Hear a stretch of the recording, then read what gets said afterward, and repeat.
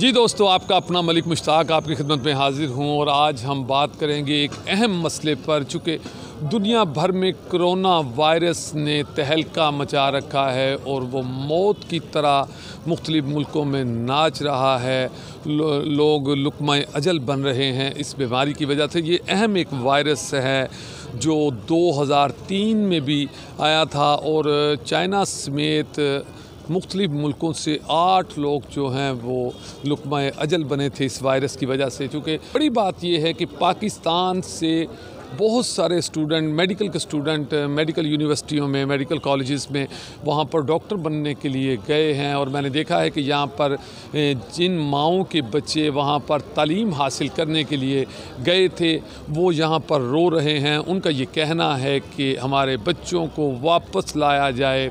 चूँकि पाकिस्तानी स्टूडेंट वहाँ पर काफ़ी बड़ी तादाद में मौजूद हैं तो उनकी माएँ, उनके जो प्यारे हैं वो अपने प्यारों के लिए यहाँ पर परेशान हैं। तो पाकिस्तानी हमारे बच्चे स्टूडेंट वहाँ पर पढ़ने के लिए गए हैं, उनको किस तरह से लाना चाहिए और लाने के बाद उनका इलाज या उनको एक ख़ास जगह पर रख कर उनका बाकायदा इलाज किया जाना चाहिए, ये जानते हैं लोगों से। जी बिल्कुल, वापस आना चाहिए। बच्चे अगर स्कॉलरशिप के नाम पे गए हैं तो गवर्नमेंट को उनके लिए प्रॉपर इक़दाम करने चाहिए कि उनका प्रॉपर मेडिकल करके तो उनको वापस पाकिस्तान लाया जाए, क्योंकि उनको वहाँ पे हम मरने के लिए इस तरह छोड़ नहीं सकते। गवर्नमेंट को अब इस बारे में सोचना चाहिए, जो यहाँ के सिटीजन्स हैं उसको ठीक से वापस आराम से लेके आए, यहाँ पे उसको क्वारंटीन कर लें, उसको टेस्ट करके अपने घर में वापस भेज दें। कोरोना वायरस की वजह से यही कि जो चाइना में लोग इस टाइम है उनको पाकिस्तान लाना चाहिए, पहले उनका टेस्ट होना चाहिए। अगर तो वो वाकई वायरस है उनके अंदर तो उनको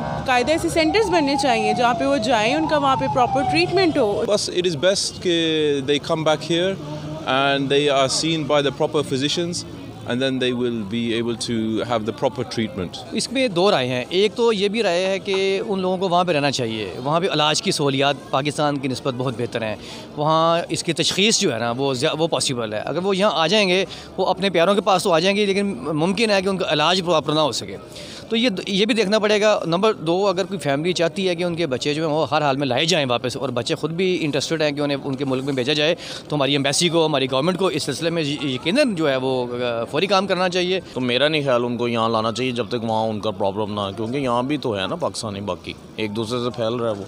जी दोस्तों, आपने लोगों की राय जानी। चूँकि हमारे अपने प्यारे जो हैं वहाँ पर मौजूद हैं, वहाँ पर इतनी ख़तरनाक बीमारी मंडला रही है, लेकिन हुकूमत को चाहिए कि मज़ीद बेहतर से बेहतर इक़दाम करते हुए उन बच्चों को जो वहाँ पर मौजूद हैं, जो मुख्तलिफ़ मेडिकल कॉलेजेस में वहाँ पर तालीम के लिए गए हैं, वहाँ पर मौजूद हैं, उनको लाया जाए और उनको प्रॉपर तरीके से किसी ऐसे मेडिकल सेंटर में रखा जाए, उनका इलाज किया जाए। लेकिन दूसरी एक राय है कि चाइना में ये वायरस तो मौजूद है, लेकिन वहाँ पर इसकी तहकीक के लिए बेहतर से बेहतर काम भी किए जा रहे हैं। कोशिश की जा रही है कि जल्द इस वायरस से लड़ने के लिए बेहतर मेडिसिन जो है वो बनाई जाए या कोई भी ऐसा बेहतरीन हल निकाला जाए कि इस बीमारी से जो है वो निपटा जा सके। मैं ये दुआ करता हूँ कि अल्लाह ताला हमें इन आफात से, इन ख़तरनाक बीमारियों से बचने के लिए तौफ़ीक अता फ़रमाए। और दूसरी बड़ी बात कि हमारे डॉक्टर्स,